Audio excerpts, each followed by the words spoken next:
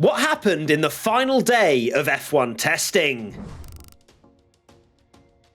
The first thing that we have to talk about is Red Bull looking incredibly ominous. They just had a beautiful test throughout the entire 3 days, realistically. Perez set the fastest time of the entire test as well on the C4 tyres, not even the C5s, which should have given them a bit more time even still, and was just over 3/10 clear of Hamilton that was on the C5 tyre. So realistically, of course, Verstappen didn't run today. People were asking, where's Verstappen? Why didn't he go out? Perez did the whole day today, which is a bit odd, I guess, for the final day. But that's the way in which Red Bull worked their run plans. And yeah, they look really good. If you're a Red Bull fan, you're sticking your bets on right now. Yeah, they took it personally when you were on the Ferrari hype train and then like, oh, but maybe Mercedes, and Red Bull like, watch this. Ominous, I think, is the perfect word. It's a word that I feel like has described Mercedes for the last few years, and now it's becoming the word for Red Bull because they seem very fast, not had many issues. Yeah, they're looking very good indeed. But Max Verstappen banter aside, I don't want it. I want it to be close. Oh, I don't want it. Oh, he says with a Max cape in the background, a Max Verstappen onesie signed by the man himself. Oh, I don't want a 23 race whitewash. Yes, no. You do. 22-1 maybe, but not 23-0. Come on. Like, we haven't even got to the first round of the season, and my heart's already starting to crumble. Like, Ferrari were 1-2 at one point during the day, and I was like, hello. Settle yourselves in. I think it was a 31-0 for Sainz, which actually ended up being his fastest lap of the entire day. I was like, yeah, Leclerc a 31-0 as well. Great. And then it all kind of just didn't. I mean, again, it's testing. You can't take too much from it. But it does look like Red Bull have time in hand. When we did the last 2 hours of our stream, it was a Ferrari 1-2. And then you went on stream and the hype train derailed. Moving on now. The surprise of the day. Let's talk about some positivity that isn't Red Bull. And it is Valtteri Bottas. Nice little P3 from him in the Alfa Romeo. Of course, he was on the C5 tyres, which was the same tyre as Hamilton. And yeah, a very nice lap from Valtteri. Of course, if you remember, this time last year, he came out the blocks firing and was beating the Mercedes in qualifying and racking up a huge amount of points at the start of the season. Of course, Alfa Romeo then went on to have a terrible streak of luck, either the car breaking down or just generally the performance not being there. But Bottas looked very nice on the final day, and you start to wonder, could there be the likes of Bottas and Alonso putting themselves quite high up the grid when we go to qualifying next week? Oh yeah, for the first round of the season. Yeah, Zhou Guanyu is P1 yesterday as well, so they don't look too bad. It is only testing, like we say, but it's a positive start for Alfa Romeo because they realistically need to be moving on up. Let's move maybe towards the more disappointing end and some teams that may not be too happy. And it seems to be a running trend that we're going to talk about McLaren again. It just doesn't seem to be clicking for them. They had some wheel brow issues, which there's been talk about them not being stable enough and in itself needing potentially more weight to the car, which is going to slow them down. I say disappointing, but then when Oscar Piastri was interviewed during the day today, he was going, yeah, we're kind of on target with where we kind of expected, which goes against everything Zach Brown said, was it yesterday, where he was saying we haven't hit any target and we're basically screwed. So I wonder if Piastri was just trying to be quite generic. He was like, yeah, we'll be fighting in the midfield. I'm just looking at the kind of what McLaren did. They did the least laps out of anyone. In fact, the two people that did the least laps were Norris and Piastri.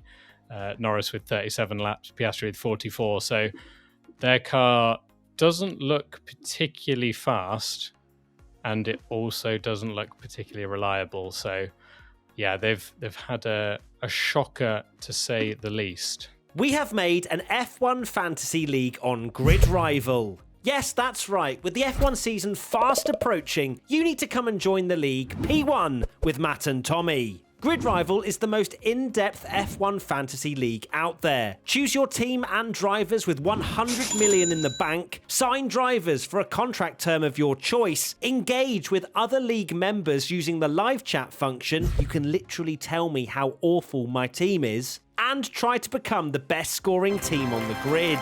So what are you waiting for? Download Grid Rival now and join our league P1 with Matt and Tommy. Link in the description.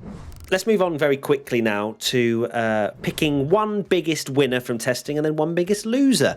I'm going to start. I think the biggest winner, I was torn between two, one being Red Bull, but when I'm actually thinking about winner, I'm thinking about progress. So I'm going to go with Aston Martin as my biggest winner, just purely because they seem to have taken a big step forward.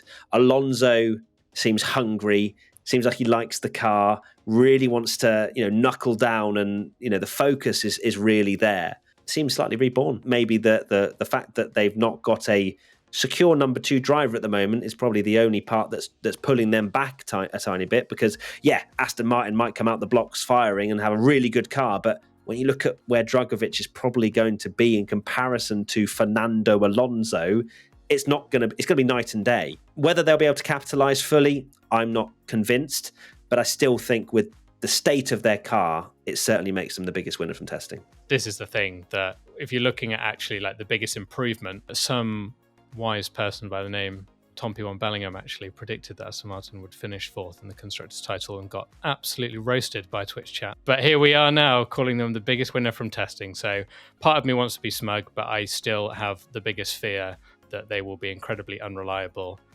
because it's Fernando Alonso. Let's move on now to our biggest loser from testing.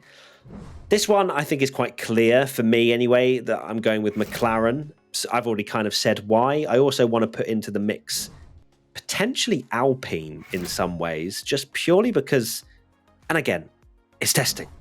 Don't mind about times, but I don't think they really ever showed any kind of even glimpse that they'll be good. Now, they might be good, so I'm covering that off now, and they may have just had a completely different run plan, but it doesn't make sense in my head as a very novice Formula One knowledge person why they wouldn't have at least one moment of pace, just to see what that car is capable of. I know they can in the data figure out, even with turned down engines, where they can manage, but it's just weird for me. That Alpine just very anonymous over all 3 days of testing. The most anonymous team by far, really. It's just so hard to understand where they are in the pecking order, and I think that's what's confused the rest of the grid. But biggest loser, it's got to be McLaren for their unreliability. I wouldn't class them as biggest loser, but I think Mercedes have probably struggled a little bit more than expected. Mercedes are just that team that you feel like you can never count out. Even last year, we were saying it when Hamilton was getting lapped by Verstappen in Imola, and it's like, they'll be back,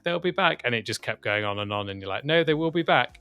They were eventually. They got that win, so you never know with Mercedes, because like we said on stream, there was that year in 2021 where they had an awful test and then ended up winning the first race. Mercedes are one of those teams that you just never know quite how it's going to go, but they've not really wowed people. I think a lot of people thought that they would really take the fight to Red Bull this year, and hopefully they do. Before we go, Tommy, what are your final thoughts? The hype of that mini race that we got at the end of the test session, actually, that got me absolutely buzzing for the season, because testing wasn't that thrilling by the end of the, like you say, 24 hours of it, with not a lot of excitement. But when they lined up on the grid for a prep to start, and they went for it, a lot of drivers. I mean, I've never seen Bottas. It was actually a safety car restart, Tommy. It wasn't a safety car restart, because Yuki Tsunoda was leading, and Bottas, sent it for the first time in his entire career. And still didn't pull it off. And still didn't manage to do it. Savage. It was sketchy, really, because it was basically like a green flag safety car gone in sort of moment if you missed it, and Tsunoda was leading by quite some margin, which I don't think we'll ever say that phrase, at least for quite a while. And then you had, was it Lando?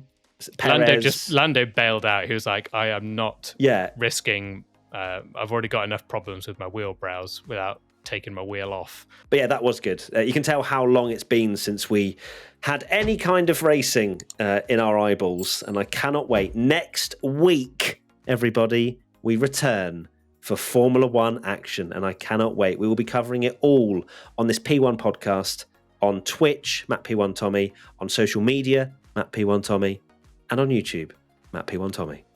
Hell yeah. We'll see you very soon. Bye! Bye!